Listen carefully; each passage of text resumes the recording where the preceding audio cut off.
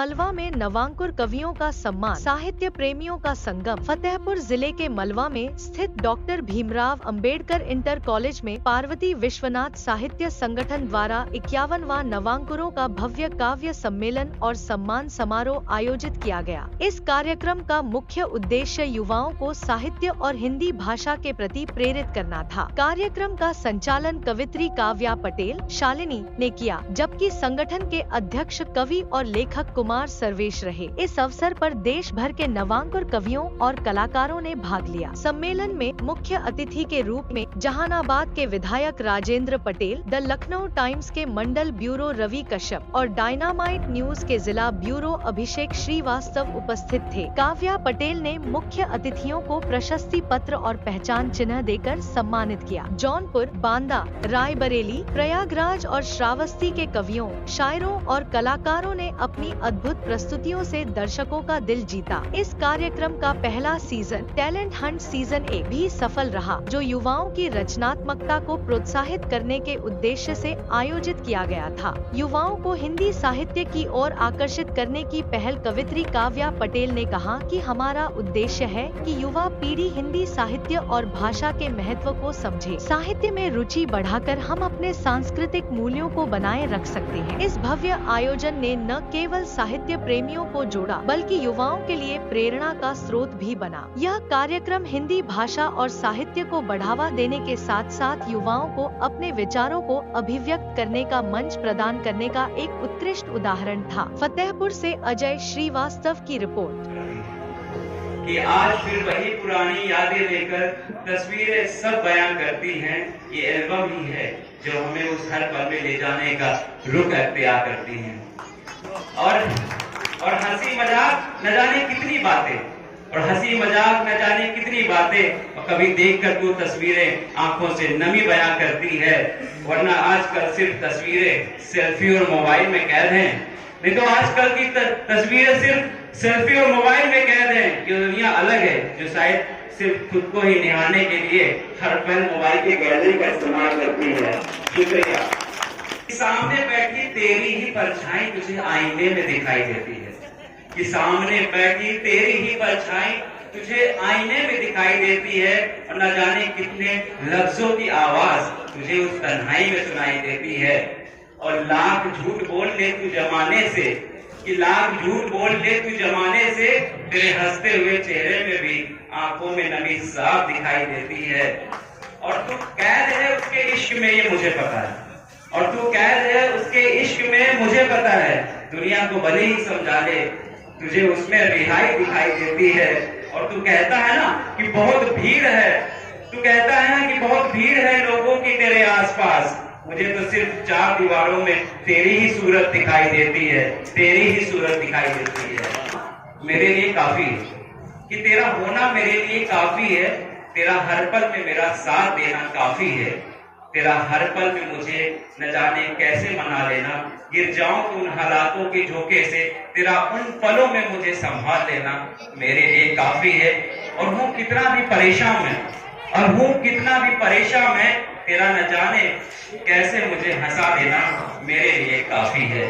और दुनिया में है तो बहुत कुछ है, दुनिया में तो बहुत कुछ, पर एक बात जो सच है कि मेरे लिए तू ही मेरी पूरी दुनिया है।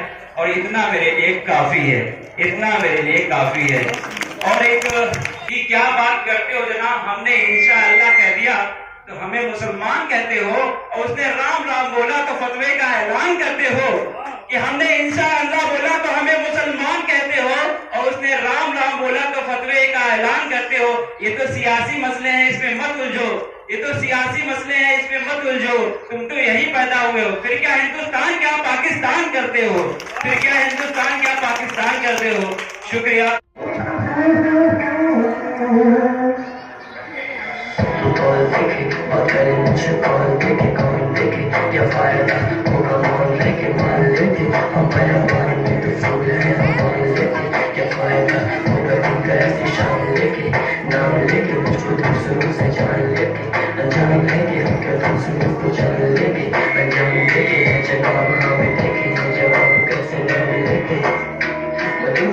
क्या तुम हमारे बेहतरीन दिल बजा दिए हुए।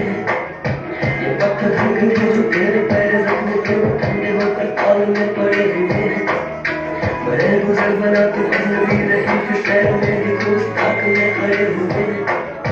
तुझे पता था क्या तू जानती थी ये सब तेरे हंसने पर ही किससे ये बड़े हुए हैं। नहीं है जो तुम ढूंढे खुद में खामियां ना मिला तू किस जगह पता नहीं कहाँ गए तू। उठी जो खुशबू इन हवाओं में उन फूलों से भी सुंदर उनमें उड़ती तितलियां तू। उनमें उड़ती तितलियां तू। उनमें उड़ती तितलियां तू। साहित्य संगठन द्वारा आयोजित ये कवित्री और कवियों के माध्यम से कवि और लेखकों के द्वारा हम सबको उत्पोष करने वाले कवियों को मैं हृदय से स्वागत अभिनंदन करता हूँ। हमारे बीच अवनीश वर्मा जी हैं जो विनती में इनकी सेवाएं बड़े कुशलता से रही हैं। यहाँ उपस्थित हमारे सौरा के आदरणीय तिवारी जी और दूर से कवि को आना हुआ यहाँ कवियों का। ऐसे हमारे जो राष्ट्रीय कवि हैं अभी जिनके नारी के संबंध में आपने व्यक्त किया है कि नारी सशक्तिकरण भी सरकार के द्वारा किया गया है।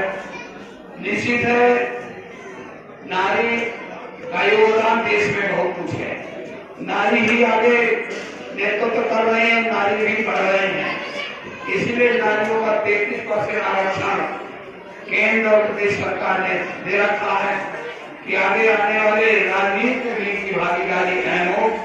इससे अच्छा से अच्छा ऐसे देश की सेवा और लोगों को लाभान्वित। उपस्थित हमारे बदायूं कवि वर्मा जी कवि जी हैं और हमारे सभी सम्मानित उपस्थित जो प्रबंधक भी हैं विद्यालय के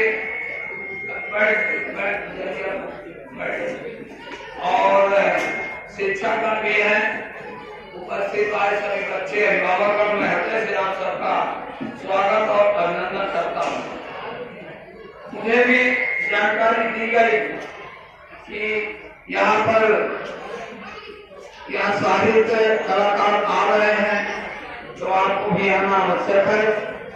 तो भी मैं भी अपना समय निकाल के आपके बीच उपस्थित हुआ। अवश्य देश के लिए या देश की आजादी के लिए कवियों का भी बहुत योगदान रहा है।